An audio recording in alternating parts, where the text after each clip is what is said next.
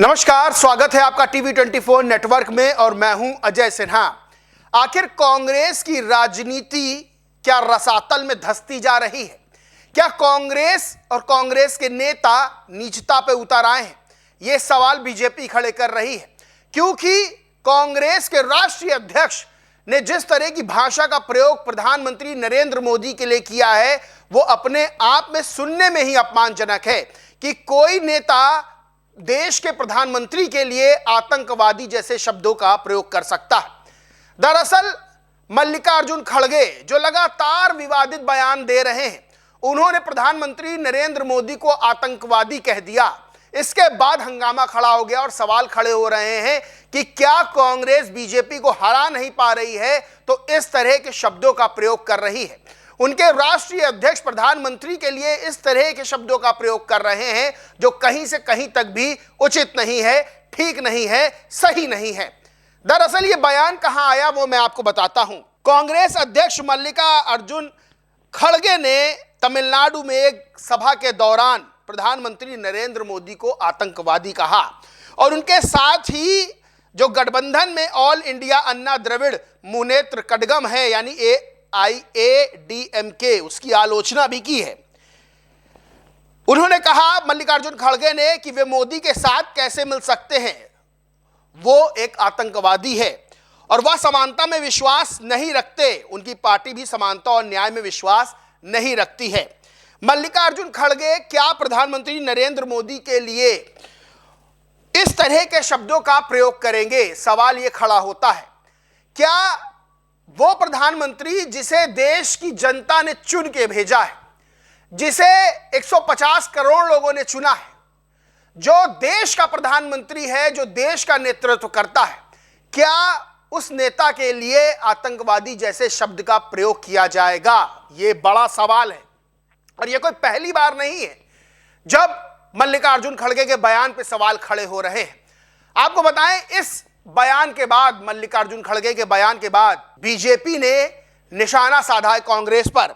क्या लिखा वो मैं आपको बताता हूं। बीजेपी ने लिखा, आखिर कितना नीचे गिरेगी कांग्रेस। कांग्रेस के राष्ट्रीय अध्यक्ष मल्लिकार्जुन खड़गे ने जिस तरह से पीएम श्री नरेंद्र मोदी के लिए अपमानजनक शब्दों का प्रयोग किया है, उन्हें आतंकवादी कहा है, यह कांग्रेस की नीच मानसिकता को दर्शाता है, क्योंकि यह पहली बार नहीं है।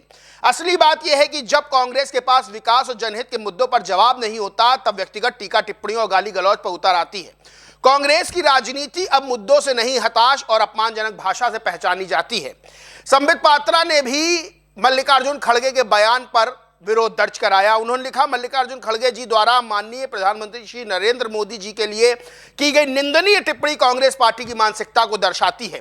यह कोई जुबान फिसलने की घटना नहीं है, भले ही कोई सफाई दी जा रही हो, लेकिन यह कांग्रेस पार्टी की एक सोची समझी साजिश है। हर दिन राहुल गांधी अपने भाषणों में प्रधानमंत्री के खिलाफ अपमानजनक भाषा का इस्तेमाल करते हैं और आज उनके कहने पर मल्लिकार्जुन खड़गे ने प्रधानमंत्री को आतंकवादी कहा। यही कांग्रेस पार्टी जो ओसामा बिन लादेन को ओसामा जी कहती है, यही कांग्रेस पार्टी बड़े आतंकवादियों के साथ खड़ी नजर आती है, लेकिन प्रधानमंत्री नरेंद्र मोदी को आतंकवादी कहती है।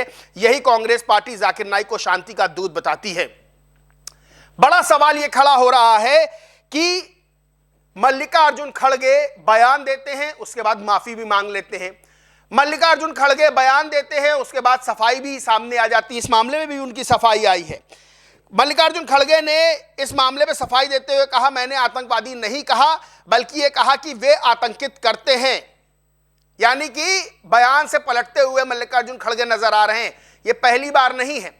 इससे पहले जब कथित तौर पर मल्लिकार्जुन खड़गे ने कथित तौर पर गुजरातियों का अपमान किया था, तब भी वो माफी मांगते हुए नजर आए थे। क्या हुआ था मैं आपको बताता हूं।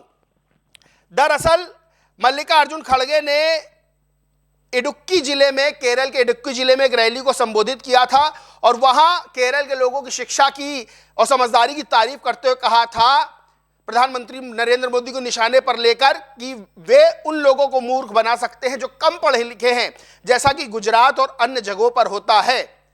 यानी कि गुजरात का नाम लेकर उन्होंने कहा था कि वहां के लोगों को प्रधानमंत्री नरेंद्र मोदी बेवकूफ बना लेते हैं क्योंकि वहां के लोग कम पढ़े लिखे। इस मामले को लेकर भी विरोध हुआ था। तब मल्लिकार्जुन खड़गे ने सफाई दी थी और कहा था कि अपने बयान पर गहरा खेद व्यक्त किया था और कहा था उनकी टिप्पणियों को जानबूझकर गलत तरीके से पेश किया जा रहा है। खड़गे ने साफ किया था कि उनका इरादा गुजरात के लोगों की भावनाओं को ठेस पहुंचाना कभी नहीं था। उन्होंने कहा कि गुजरात के लोगों के प्रति उनके मन में हमेशा सर्वोच्च सम्मान रहा है और आगे भी रहेगा। ये कैसा सम्मान है कि पहले आप कह दें कि जो कम पढ़े लिखे हैं वो लोग प्रधानमंत्री नरेंद्र मोदी की बातों में आ जाते हैं, जैसे गुजरात और अन्य जगहों के लोग, अन्य जगह जहां बीजेपी की सरकारें बनी हुई हैं। फिर कहते हैं कि मेरा ये आशय नहीं था।